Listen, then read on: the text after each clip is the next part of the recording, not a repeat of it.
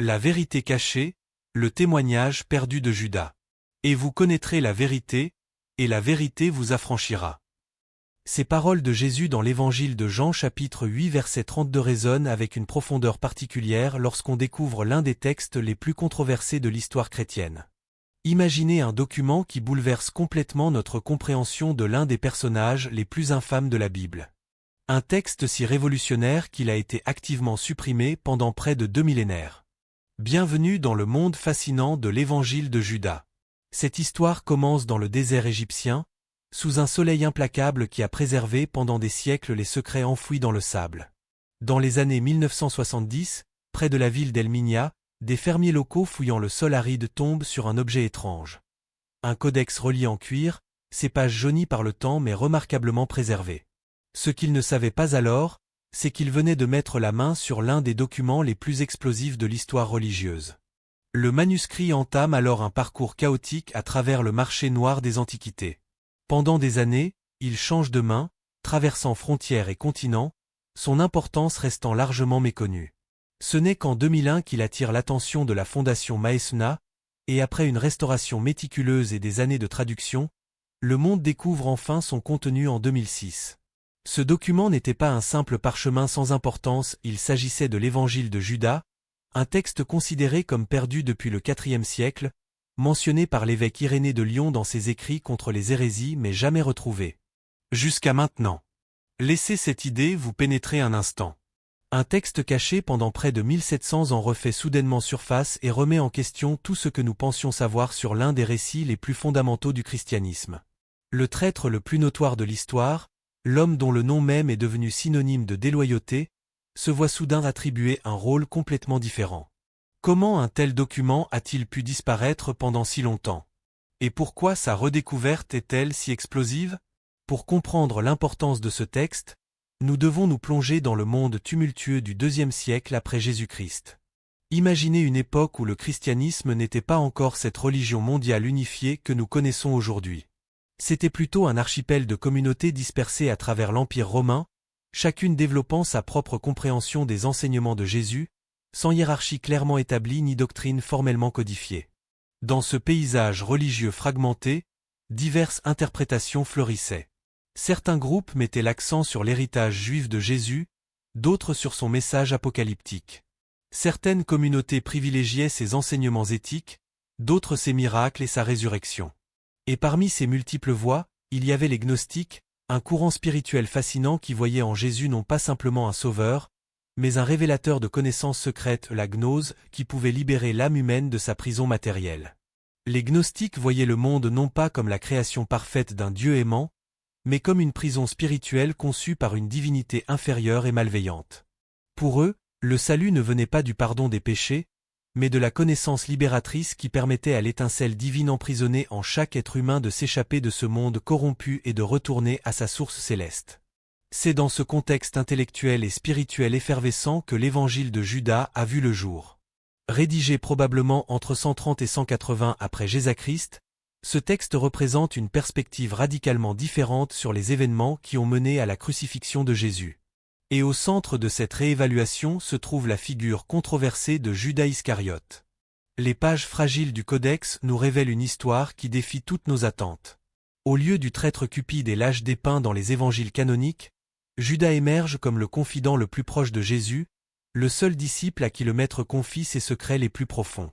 Dans ce récit alternatif, la trahison de Judas n'est pas un acte de déloyauté, mais l'accomplissement fidèle d'une mission secrète que Jésus lui-même lui a confiée.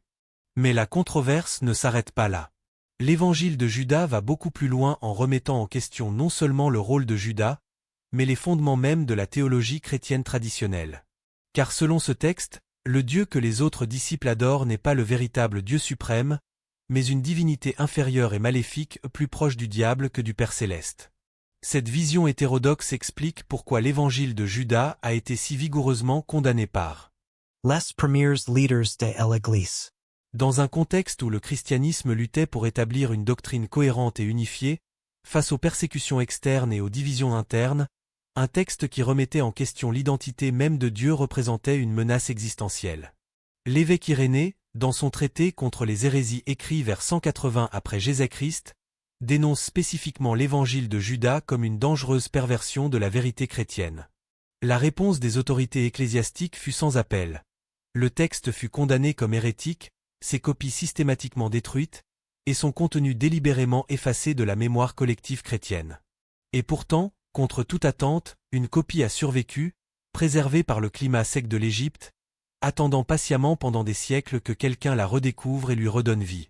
Car si un texte comme l'Évangile de Judas peut rester caché pendant près de 2 millénaires pour ensuite réapparaître et bouleverser notre perspective sur l'une des histoires les plus connues au monde, qu'est-ce que cela nous dit sur la nature de la vérité historique?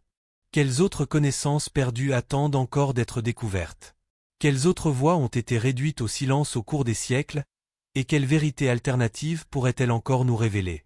C'est ce mystère, cette quête de vérité au-delà des récits établis, qui rend l'Évangile de Judas si fascinant, si provocateur, et finalement, si important pour quiconque s'intéresse aux origines du christianisme et à la diversité des croyances religieuses des premiers siècles.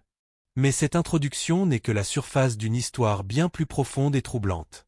Plongeons maintenant dans le cœur de ce texte controversé et explorons ensemble le rôle unique que Judas y joue, une révélation qui défie toutes nos certitudes sur les origines de la foi chrétienne et sur la nature même de la divinité. Maintenant que nous avons établi le cadre historique de la découverte de l'Évangile de Judas, entrons dans ce qui rend ce texte véritablement révolutionnaire, le renversement complet du rôle de Judas dans le récit évangélique. Dans la tradition chrétienne conventionnelle, Judas Iscariote incarne la trahison ultime, l'apôtre qui a vendu son maître pour 30 pièces d'argent, un acte si infâme que Dante, dans sa Divine Comédie, le place au plus profond de l'enfer, dans la gueule même de Lucifer. Mais l'évangile de Judas présente une vision radicalement différente qui bouleverse 2 millénaires de tradition. Imaginez que vous assistiez à une pièce de théâtre familière, quand soudain un personnage que vous pensiez connaître commence à réciter un dialogue entièrement nouveau, révélant des motivations et une identité que vous n'auriez jamais soupçonnées. C'est précisément ce que fait ce texte ancien avec la figure de Judas. Dans ce manuscrit, nous découvrons un Judas profondément différent. Loin d'être un traître ou un lâche, il est dépeint comme le disciple le plus perspicace, le confident le plus proche de Jésus, le seul à qui sont révélés les mystères les plus profonds du royaume céleste. Le texte décrit une scène saisissante où Jésus, observant ses disciples en prière, se met à rire. Déconcertés, les apôtres lui demandent la raison de son hilarité. Jésus leur répond qu'il ne prie pas le vrai Dieu, mais une divinité inférieure, ignorant qu'il existe une réalité spirituelle bien au-delà de leur compréhension. C'est alors que se produit un moment crucial. Jésus prend Judas à part, l'éloigne des autres disciples et lui confie « Toi seul comprends qui je suis véritablement. C'est toi qui me délivreras de ce corps de chair dans lequel je suis emprisonné. » Cette simple phrase transforme tout ce que nous pensions savoir sur la relation entre Jésus et Judas. Ce privilège accordé à Judas n'est pas anodin. Dans la vision gnostique qui sous-tend ce texte, le monde matériel est une prison, et le corps physique une cage pour l'esprit divin. Selon cette interprétation, Jésus avait besoin d'un disciple qui puisse percevoir le tableau d'ensemble, quelqu'un qui comprendrait que sa mort physique n'était pas une fin tragique ou un sacrifice expiatoire, mais une libération nécessaire, une étape cruciale dans un plan cosmique bien plus vaste. Et ce disciple choisi, ce confident des mystères divins, était Judas. À travers des dialogues complexes et mystiques, Jésus révèle à Judas des vérités cosmiques que les autres disciples sont incapables de saisir. Il lui parle des éons célestes, des archontes qui gouvernent le monde matériel, et de la véritable nature de l'univers spirituel. Ces enseignements ésotériques sont typiques de la pensée gnostique, avec sa fascination pour les hiérarchies célestes et les réalités cachées au-delà du voile de la matière. Les autres apôtres sont dépeints comme profondément ignorants, enfermés dans leurs anciens modes de pensée, incapables de saisir la véritable signification des enseignements de Jésus. Ils s'accrochent à des rituels et des croyances qui, selon l'évangile de Judas, manquent complètement l'essentiel du message christique. Pierre, Jacques, Jean, ces piliers de l'Église naissante sont représentés comme des hommes aveuglés par leur attachement au monde matériel et à une compréhension littérale et limitée de la spiritualité. Cette caractérisation ne vise pas simplement à réhabiliter Judas, elle remet en question l'ensemble du récit traditionnel que nous avons hérité au fil des siècles. Elle suggère que l'Église institutionnelle, fondée sur l'autorité des apôtres, pourrait être construite sur un malentendu fondamental concernant la nature et la mission de Jésus.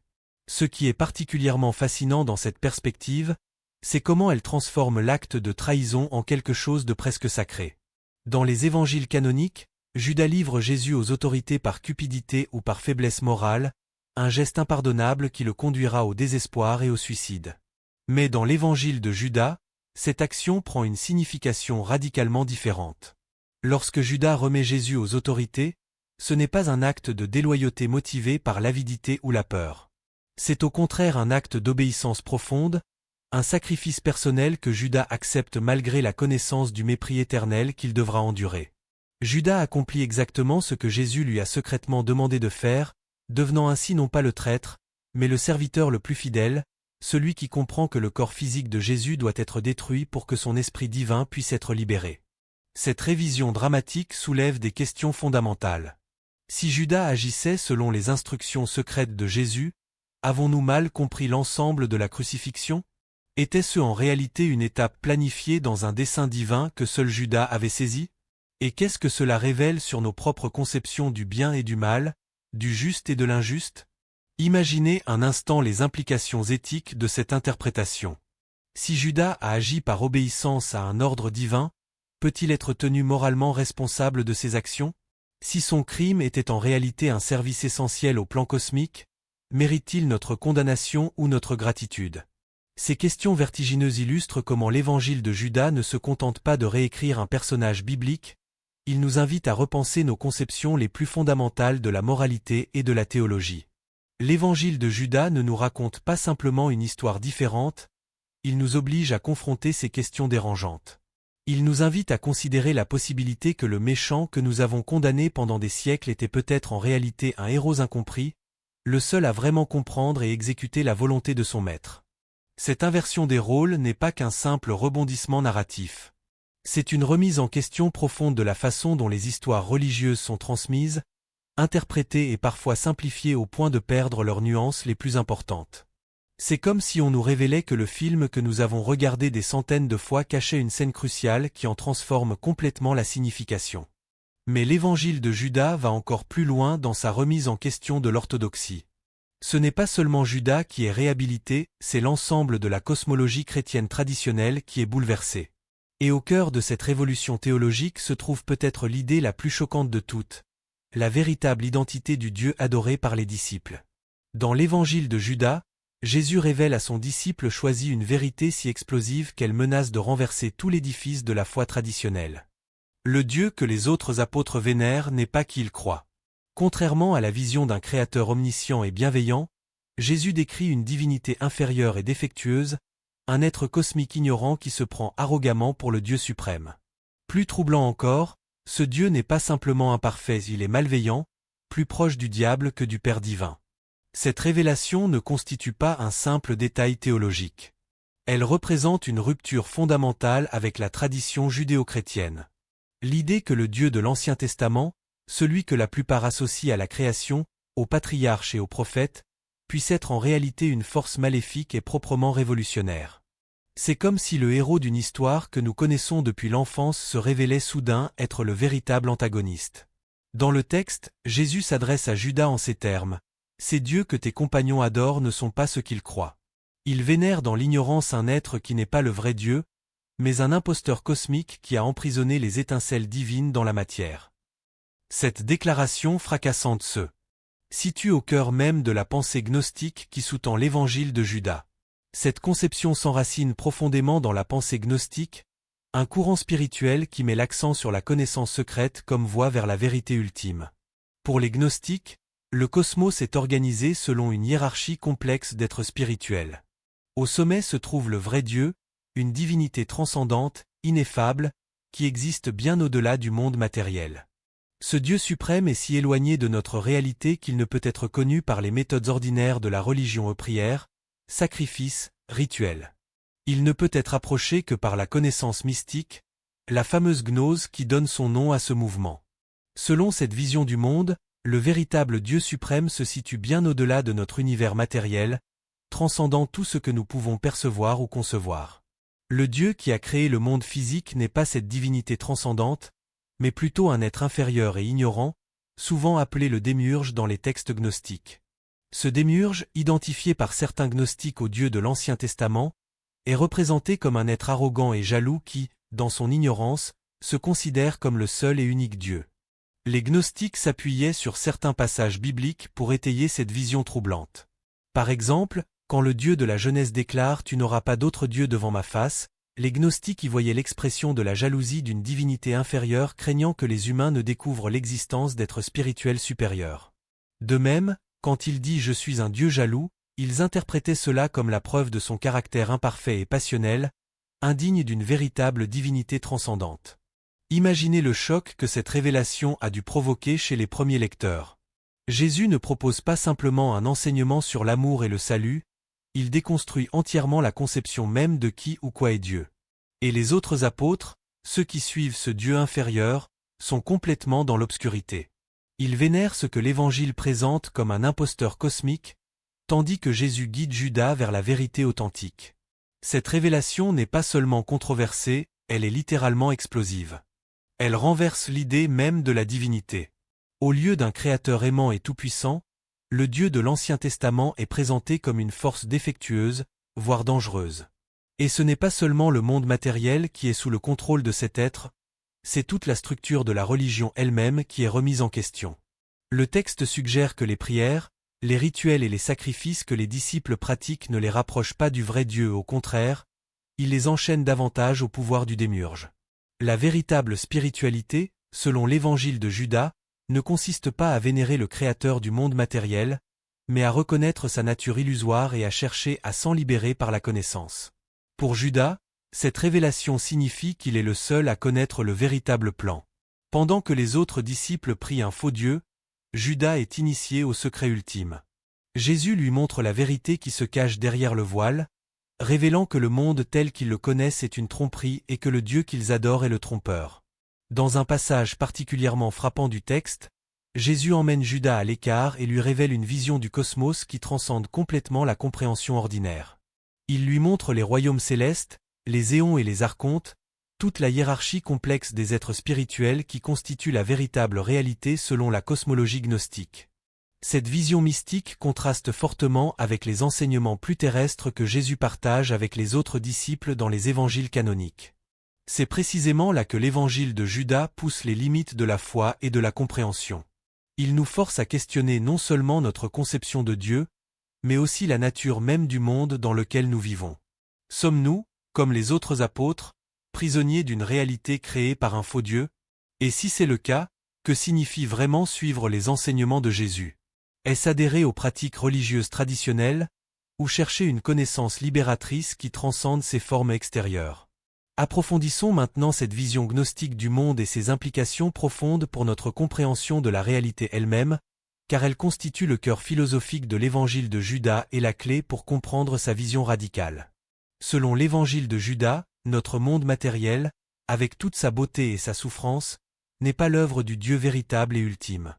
Il est plutôt la création du démiurge, cet être qui est loin d'être parfait. Dans les passages préservés du manuscrit, Jésus explique à Judas que la création physique est fondamentalement défectueuse, non pas par accident, mais par la nature même de son Créateur. Cette entité n'est pas le Dieu d'amour et de lumière que la tradition chrétienne vénère, c'est un être profondément imparfait, et selon le texte, délibérément malveillant. Le texte décrit comment ce démiurge, ignorant l'existence du Dieu véritable qui se trouve au-delà de lui, proclame avec arrogance « Je suis Dieu et il n'y en a point d'autre ». Cette déclaration, qui fait écho à plusieurs passages de l'Ancien Testament, est interprétée dans l'évangile de Judas comme la preuve de l'ignorance cosmique de cette divinité inférieure. Ne connaissant pas les royaumes spirituels supérieurs, le démiurge s'imagine être le sommet de la hiérarchie divine. Cette conception du monde comme création défectueuse transforme radicalement notre compréhension de l'existence. Dans de nombreux enseignements chrétiens traditionnels, le monde est perçu comme une création divine destinée au bien, même si elle est déchue suite au péché originel. La matière n'est pas intrinsèquement mauvaise, elle est simplement corrompue par la chute. Mais dans l'évangile de Judas, le monde est dépeint comme une sorte de piège, un lieu où l'essence spirituelle véritable est emprisonnée dans la matière physique. Cette prison cosmique n'est pas le résultat d'une chute ou d'un accident, elle est intentionnelle, conçue par le démiurge pour maintenir les étincelles divines captives. Selon la vision gnostique, chaque être humain contient une parcelle de la lumière divine, une étincelle du vrai Dieu emprisonnée dans la chair. Cette étincelle est notre véritable identité, notre soi authentique, temporairement piégé dans un corps physique et un monde matériel qui lui sont étrangers. Et qui est responsable de cette prison? Précisément le démiurge, cette divinité inférieure qui se fait passer pour le Créateur suprême. Cette idée renverse complètement le récit de la création. Au lieu d'un Dieu bienveillant créant un paradis pour ses enfants, nous avons un scénario où un être inférieur et trompeur crée un monde intrinsèquement imparfait et rempli de souffrances. Dans l'évangile de Judas, Jésus est présenté comme un émissaire du vrai Dieu, envoyé pour révéler cette vérité cosmique aux âmes capables de la comprendre. Son but n'est pas de racheter le monde matériel qui est fondamentalement irrachetable, mais d'aider les étincelles divines à s'échapper de leur prison charnelle pour retourner à leur origine céleste. Et c'est là que Judas joue son rôle crucial, en aidant Jésus à se libérer de son propre corps physique à travers la crucifixion. Ce monde, celui dans lequel nous vivons, n'est pas le reflet d'une perfection divine, mais plutôt le résultat d'une création bâclée par un être qui ne réalise même pas à quel point son œuvre est défectueuse. L'évangile de Judas décrit comment le démiurge, assisté par des puissances inférieures appelées archontes, a façonné le monde physique comme une parodie imparfaite des royaumes célestes. Les étoiles, les planètes, les saisons, les éléments tout dans notre réalité n'est qu'une copie déformée et dégradée des vérités spirituelles supérieures. Et voici où l'intensité de ce message s'accroît encore. L'évangile de Judas suggère que la plupart des gens, y compris les autres apôtres, adorent inconsciemment ce Créateur imparfait. Ils suivent, sans le savoir, un Dieu qui est davantage un geôlier qu'un sauveur. Cette ignorance n'est pas accidentelle, le texte implique que le démiurge et ses archontes travaillent activement à maintenir l'humanité dans les ténèbres, à l'empêcher de prendre conscience de sa véritable nature divine. Le texte présente une scène poignante où Jésus observe ses disciples en train de célébrer l'Eucharistie. Plutôt que d'approuver leur dévotion, il rit de leur ignorance. Quand ils lui demandent pourquoi ils se moquent de leur prière, Jésus répond « Ce n'est pas moi qui me moque de vous. Mais vous ne faites pas cela par votre propre volonté, mais parce que c'est ainsi que votre Dieu, le démiurge, sera glorifié. » Cette critique radicale du rituel chrétien suggère que même les pratiques religieuses les plus sacrées peuvent être des instruments d'asservissement plutôt que de libération. C'est comme être dans une prison sans réaliser qu'on est prisonnier, en prenant le gardien pour un protecteur alors qu'il est en réalité votre capteur. Cette conception du démiurge n'est pas simplement une idée théologique ancienne, c'est un défi radical à notre façon de penser la réalité elle-même. Si le monde est créé par un être imparfait, qu'est-ce que cela implique pour tout ce que nous expérimentons? Le bien, le mal, le beau, le laid, tout fait partie d'une création qui n'est pas ce qu'elle semble être. Et cette création défectueuse est conçue pour nous maintenir piégés, pour nous empêcher de voir la véritable réalité spirituelle qui la transcende. Pour illustrer cette vision cosmique, l'évangile de Judas utilise des images puissantes et mystiques. Dans un passage, Jésus emmène Judas contempler les étoiles et lui explique que chaque étoile représente une âme égarée, piégée dans les cycles de la réincarnation. Il lui montre également une grande maison entourée de feu, symbolisant le cosmos matériel avec ses limites infranchissables pour les âmes non éveillées. Ces métaphores visuelles saisissantes renforcent l'idée que notre réalité visible n'est qu'un voile, une illusion qui cache la vérité spirituelle. Cette idée est au cœur de la croyance gnostique, et l'évangile de Judas la pousse à l'extrême. En révélant ce secret à Judas, Jésus lui dit essentiellement « Le monde qui t'entoure, le Dieu qu'on t'a appris à vénérer, tout cela fait partie d'une tromperie. Mais je te montre la vérité, celle qui va au-delà de ce monde imparfait et de l'être qu'il a créé. » Ce qui rend cette vision particulièrement subversive, c'est qu'elle ne se contente pas de proposer une cosmologie alternative, elle remet en question les fondements éthiques de la religion conventionnelle. Si le Créateur du monde est un être imparfait et malveillant, alors ses lois et commandements ne sont pas des principes divins à respecter, mais des chaînes à briser. La véritable moralité, selon cette perspective, ne consiste pas à obéir aux règles du démiurge, mais à chercher la connaissance qui libère. À ce stade, il devient évident que l'évangile de Judas ne propose pas simplement une perspective différente, il renverse complètement l'ordre établi. L'une des idées les plus radicales de ce texte concerne la signification de la mort de Jésus. Le christianisme traditionnel enseigne que la crucifixion était un sacrifice nécessaire pour les péchés de l'humanité, un acte d'amour ultime et de rédemption. Mais dans cet évangile, cette interprétation est totalement bouleversée. Au lieu de considérer la mort de Jésus comme un sacrifice rédempteur, l'évangile de Judas suggère que sa crucifixion est quelque chose de complètement différent. Il ne s'agit pas de sauver l'humanité du péché, mais plutôt pour Jésus d'échapper au monde matériel. Rappelez-vous que dans cette vision gnostique, le monde matériel est perçu comme une création défectueuse d'un Dieu inférieur. L'objectif n'est donc pas de le sauver, mais de le transcender. Dans un passage clé du texte, Jésus explique à Judas, « Tu les surpasseras tous, car tu sacrifieras l'homme qui me revêt. » Cette phrase cryptique révèle la véritable nature de la mission de Judas, aider Jésus à se libérer de son vêtement charnel, le corps physique qui emprisonne sa nature divine. Selon cette interprétation, Judas ne trahit pas Jésus, il l'aide à accomplir sa mission cosmique. Cette vision de la crucifixion comme libération plutôt que comme expiation transforme complètement la signification de l'événement central du christianisme. Ce n'est plus un acte de sacrifice pour sauver l'humanité pécheresse, c'est un acte de libération cosmique, l'étape finale d'une mission secrète visant à révéler la vérité sur notre réalité. Imaginez entendre cette interprétation pour la première fois. Si vous avez grandi avec le récit traditionnel, c'est comme si quelqu'un vous disait que le film que vous avez regardé 100 fois a en réalité une fin cachée que vous n'avez jamais vue. Dans cette fin alternative, le héros ne cherche pas à sauver le monde, il cherche à s'en échapper. C'est l'atmosphère que l'évangile de Judas apporte à la table. Mais ce n'est pas tout. Le texte critique également sévèrement les autres disciples pour leur incompréhension de la véritable mission de Jésus. Dans un passage particulièrement mordant, Jésus dit à Judas à propos des autres apôtres, « Aucun d'entre eux ne m'a connu. Tu les verras se réjouir lorsqu'ils verront le Fils de l'homme monter au ciel, mais c'est parce qu'ils sont dans l'erreur. Ils glorifient leur Dieu, mais leurs cœurs sont détournés de moi. » Selon cet évangile, ils sont enfermés dans leurs anciennes façons de penser, s'accrochant à l'idée d'un agneau sacrificiel tout en manquant complètement le point essentiel. Ils adorent un faux Dieu et prêchent un message que, selon ce texte, Jésus n'a jamais eu l'intention de diffuser. Cette critique s'étend implicitement à l'Église institutionnelle qui, dans la perspective gnostique, perpétue cette erreur fondamentale. Ce n'est pas une légère déviation des enseignements orthodoxes, c'est un rejet total. L'Évangile affirme que les croyances fondamentales du christianisme dominant sont basées sur un malentendu, que les apôtres, à l'exception de Judas, étaient aveugles à la vérité. Ce qui est particulièrement provocateur, c'est l'implication que cette erreur n'était pas accidentelle selon le texte. Les autres disciples ont délibérément déformé le message de Jésus après sa mort, peut-être pour consolider leur propre pouvoir ou simplement parce qu'ils étaient incapables de comprendre son enseignement véritable. Et quelle est cette vérité ? Que la mission de Jésus n'était pas de mourir pour nos péchés comme nous l'avons appris, mais de briser les chaînes du monde matériel et de révéler une connaissance supérieure et cachée.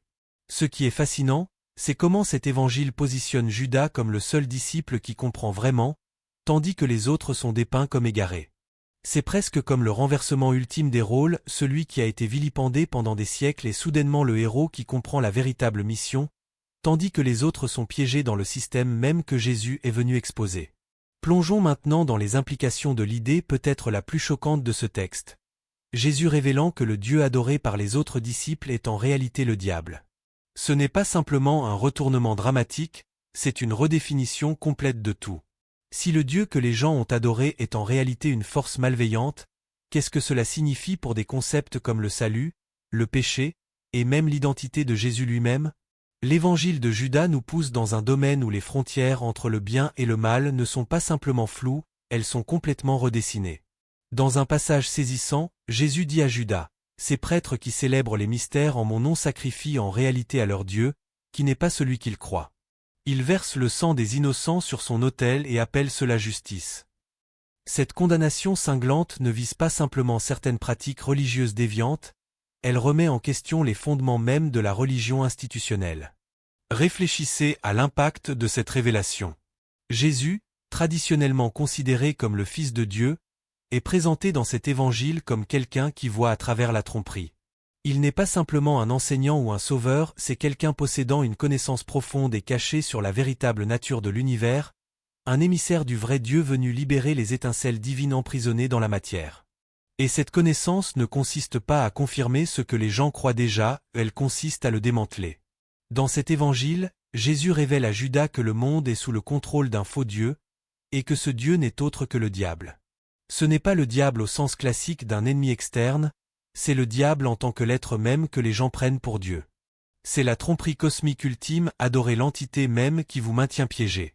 Le texte fait référence à cet être comme Sakla, qui signifie fou en araméen, un nom utilisé dans d'autres textes gnostiques pour désigner le démiurge. Ce nom même souligne l'ignorance et l'arrogance de cette entité qui, ne connaissant pas les réalités spirituelles supérieures, se proclame Dieu unique et exige l'adoration exclusive. Qu'est-ce que cela fait à l'idée de salut? Si le Dieu vers lequel les gens ont dirigé leurs prières est en réalité un trompeur, alors le chemin vers le salut est complètement différent de ce qu'on leur a dit. Selon cet évangile, le véritable salut ne vient pas du respect des règles ou de l'adhésion aux croyances traditionnelles. Le vrai salut vient de la libération de l'illusion, de la perception du monde et de son créateur pour ce qu'ils sont réellement. Dans cette vision gnostique, le salut est essentiellement une question de connaissance, la fameuse gnose qui donne son nom à ce mouvement spirituel. Il ne s'agit pas d'être pardonné pour ses péchés ou d'être réconcilié avec le Créateur. Il s'agit plutôt de reconnaître sa véritable nature divine et de s'éveiller à la réalité cosmique qui se cache derrière l'illusion du monde matériel. Cela change également le rôle de Jésus. Il n'est pas simplement celui qui meurt pour les péchés de l'humanité, il est celui qui expose le mensonge. Sa mission, telle que révélée à Judas, n'est pas de renforcer le système religieux existant, mais de le faire voler en éclats. Il est celui qui apporte la vérité, et cette vérité est aussi troublante que libératrice. Cette révélation nous oblige également à repenser le concept de péché. Si le monde est créé par un faux Dieu, alors qu'est-ce que le péché réellement? S'agit-il de briser les lois de cette création imparfaite, ou s'agit-il de ne pas voir à travers la tromperie? L'évangile de Judas suggère que le véritable péché n'est pas la désobéissance à un ensemble de règles, c'est l'ignorance, le fait de ne pas réaliser que le monde qui vous entoure est un piège. Dans cette perspective, les véritables pécheurs ne sont pas ceux qui transgressent les commandements religieux, mais ceux qui restent aveuglément fidèles à un système spirituel qui les maintient captifs. Inversement, ce qui est traditionnellement condamné comme hérésie pourrait être en réalité le chemin vers la libération véritable. Et Judas, loin d'être le traître, est celui à qui cette vérité est confiée. Il est le disciple chargé d'aider Jésus à accomplir sa mission, non pas en le protégeant, mais en préparant le terrain pour son départ de ce monde imparfait. Dans ce sens, Judas n'est pas simplement un suiveur, il est un acteur clé dans le drame cosmique que Jésus déploie. Le texte suggère que Judas lui-même est destiné à souffrir pour son rôle dans ce plan divin. Jésus lui dit, « Tu seras maudit par les autres générations, et pourtant tu les surpasseras toutes, car tu sacrifieras l'homme qui me revêt. » Cette prophétie s'est certainement réalisée pendant près de 2 millénaires. Judas a été vilipendé comme le traître ultime, son nom même devenant synonyme de trahison. Mais selon l'évangile de Judas, cette infamie était le prix à payer pour avoir été le seul à comprendre et à exécuter la véritable mission de Jésus. Ces idées sont radicales, dérangeantes, et elles nous mettent au défi de repenser tout ce que nous avons tenu pour acquis. Explorons maintenant l'héritage de cet évangile et la controverse qui l'a entouré depuis sa découverte. Lorsque l'évangile de Judas a finalement été dévoilé au monde en 2006, il n'a pas simplement suscité un débat académique mineur, il a envoyé des ondes de choc à travers les communautés religieuses, les cercles académiques et le grand public. Après une restauration minutieuse et une traduction complexe par une équipe de spécialistes, la National Geographic Society a publié le texte avec grand fracas médiatique, suscitant des discussions passionnées bien au-delà des cercles académiques habituels. Nous étions face à un texte qui contredisait directement l'une des histoires les plus connues du christianisme, et il ne s'agissait pas d'une légère variation, il s'agissait de renverser complètement le récit traditionnel. Pour beaucoup, la découverte de ce manuscrit constituait un événement comparable à celle des manuscrits de la Mer Morte, non seulement pour sa valeur historique, mais pour ses implications potentiellement révolutionnaires sur notre compréhension des origines chrétiennes. La controverse fut immédiate et intense. Pour beaucoup, cet évangile était perçu comme une menace directe à la doctrine chrétienne établie. Des théologiens conservateurs ont rapidement rejeté le texte comme une aberration gnostique qui n'avait aucune place dans la compréhension authentique du christianisme. Ils ont souligné son origine tardive, probablement au moins un siècle après les évangiles canoniques, son cadre conceptuel radicalement différent de la tradition apostolique, et sa vision cosmologique qui semblait plus influencée par le platonisme et les religions mystériques que par l'héritage juif de Jésus. Comment quelque chose d'aussi radicalement différent pourrait-il être accepté quand il semblait aller à l'encontre de tout ce que les gens avaient cru pendant des siècles? La réaction instinctive de nombreux croyants et théologiens fut de rejeter ce texte comme une hérésie dangereuse, une attaque contre les fondements mêmes de la foi chrétienne. Certains ont même suggéré que la publication et la promotion de ce texte faisaient partie d'un agenda plus large visant à saper l'autorité de l'Église et des Écritures traditionnelles. Mais pour d'autres, l'Évangile de Judas était une révélation, une opportunité d'explorer une perspective différente sur la vie et les enseignements de Jésus. Des chercheurs, des historiens et des personnes en quête spirituelle y ont vu une fenêtre fascinante sur la diversité des croyances chrétiennes primitives. Ce texte a offert un aperçu précieux d'une tradition alternative qui avait été systématiquement supprimée par les premiers leaders de l'Église. Des universitaires comme Ellen Pagel et Karen King ont souligné l'importance de ce texte pour comprendre la riche diversité du christianisme primitif, avant que les frontières de l'orthodoxie ne soient clairement définies. Pour ces spécialistes, l'Évangile de Judas n'était pas tant une menace pour la foi chrétienne qu'une invitation à reconnaître sa complexité historique et sa pluralité originelle. Ce document a également ouvert des discussions plus larges sur la nature de la vérité religieuse. Si un évangile comme celui-ci pouvait exister, caché pendant près de 2 millénaires, qu'est-ce qui pourrait encore être là-bas? Quels autres enseignements, idées ou perspectives ont été perdus, enterrés ou supprimés au fil du temps? L'Évangile de Judas nous invite à réfléchir de manière critique sur l'histoire des textes religieux et à considérer la possibilité que l'histoire qu'on nous a racontée n'est qu'une version d'un récit bien plus complexe. La découverte a également soulevé des questions fascinantes sur le processus de formation du canon biblique. Comment et pourquoi certains textes ont-ils été inclus dans le Nouveau Testament tandis que d'autres, comme l'Évangile de Judas, ont été exclus? Ces décisions étaient-elles purement théologiques, ou des facteurs politiques et sociaux ont-ils également joué un rôle? Ces questions ne sont pas simplement académiques, elles touchent au cœur de la façon dont nous comprenons l'autorité religieuse et la transmission de la tradition. Pour les chercheurs en histoire des religions, l'Évangile de Judas offre également un aperçu précieux de la tradition gnostique, un courant spirituel qui a exercé une influence significative au cours des premiers siècles du christianisme. Les gnostiques, avec leur accent sur la connaissance secrète, leur cosmologie complexe et leur critique radicale du monde matériel, représentent une voie spirituelle qui, bien que marginalisée par l'histoire officielle, continue de fasciner et d'inspirer. Et c'est véritablement le cœur de pourquoi cet évangile est important.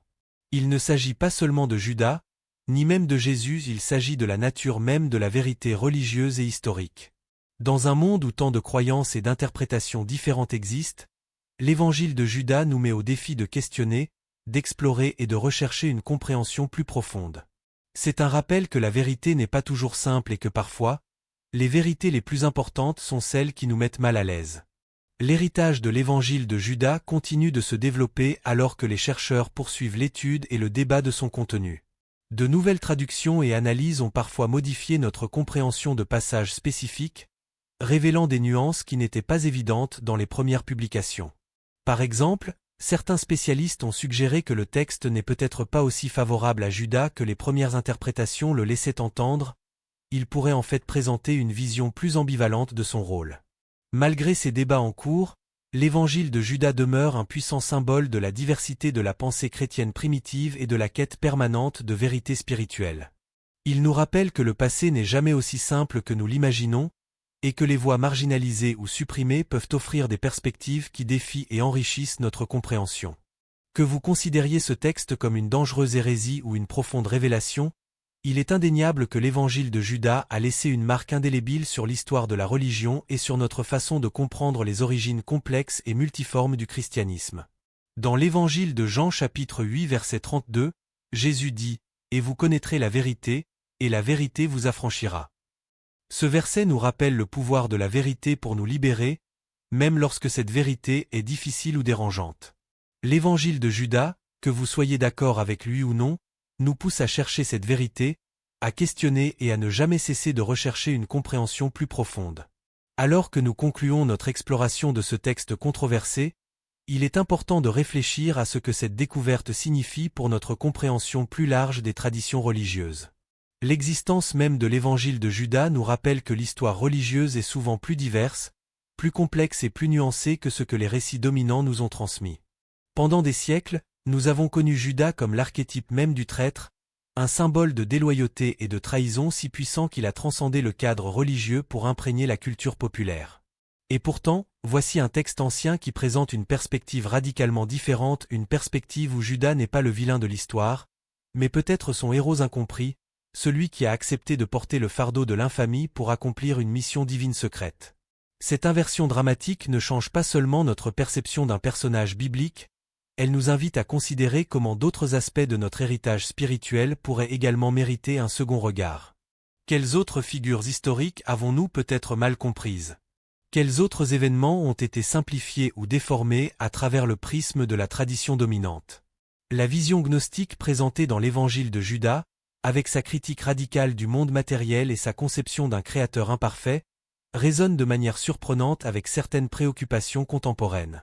Dans un monde où beaucoup se sentent aliénés des institutions religieuses traditionnelles, où les questions sur la nature de la réalité et la présence du mal persistent, les perspectives gnostiques offrent un cadre alternatif pour explorer ces dilemmes éternels.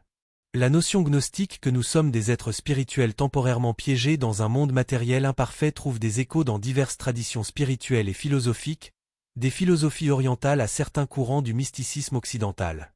Cette vision du monde comme illusion ou prison, et de notre véritable identité comme essentiellement divine, continue d'exercer une fascination puissante sur l'imagination spirituelle.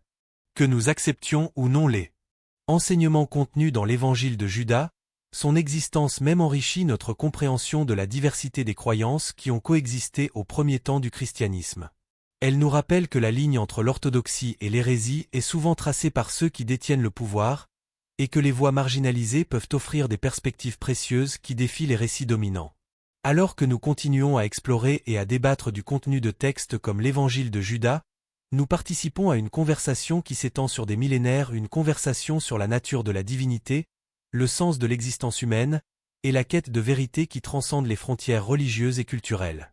C'est une conversation qui nous invite non pas à accepter aveuglément, mais à questionner avec respect, à explorer avec curiosité, et à rechercher une compréhension plus profonde de notre monde et de nous-mêmes. Quelles leçons pouvons-nous tirer de cette exploration de l'évangile de Judas ? Peut-être que la plus importante est l'humilité face à nos certitudes religieuses et historiques. Les récits que nous tenons pour acquis peuvent être incomplets, biaisés ou façonnés par des forces politiques et sociales que nous ne percevons pas pleinement. Une autre leçon pourrait être l'importance de préserver et d'étudier même les textes qui défient nos croyances établies, car c'est souvent dans ces défis que nous trouvons l'opportunité d'une croissance et d'un approfondissement spirituel. Et finalement, peut-être que l'évangile de Judas nous enseigne la valeur de considérer les perspectives alternatives, de nous demander si ceux que l'histoire a étiquetés comme traîtres ou hérétiques pourraient en fait avoir quelque chose de profond à nous offrir, si nous sommes assez courageux pour écouter. Dans un monde où les certitudes religieuses sont souvent proclamées avec une conviction inébranlable, l'évangile de Judas nous rappelle la valeur du doute, de l'interrogation et de l'ouverture aux perspectives alternatives. Ce n'est pas nécessairement une invitation à abandonner nos croyances traditionnelles, mais plutôt à les approfondir en les confrontant à des défis intellectuels et spirituels. Car en fin de compte, une foi qui ne peut pas faire face aux questions et aux défis est une foi fragile.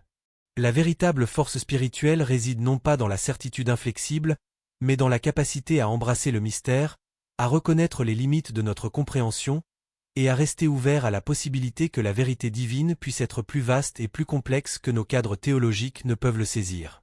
Je vous remercie sincèrement d'avoir partagé ce voyage dans les profondeurs de l'un des textes les plus controversés de l'histoire chrétienne. Votre intérêt et votre engagement sont ce qui donne vie à ces explorations des traditions spirituelles. Nous aimerions connaître vos réflexions personnelles sur l'évangile de Judas et cette interprétation alternative de l'histoire biblique. Comment cette perspective remet-elle en question ou enrichit-elle votre propre compréhension des récits sacrés ? N'hésitez pas à partager vos idées dans les commentaires ci-dessous. Si vous avez apprécié cette plongée dans les textes anciens et les interprétations alternatives, n'oubliez pas de vous abonner à notre chaîne Histoire biblique pour plus de contenu qui explore les dimensions méconnues et fascinantes des récits bibliques. À bientôt pour une nouvelle exploration des profondeurs spirituelles qui ont façonné notre monde.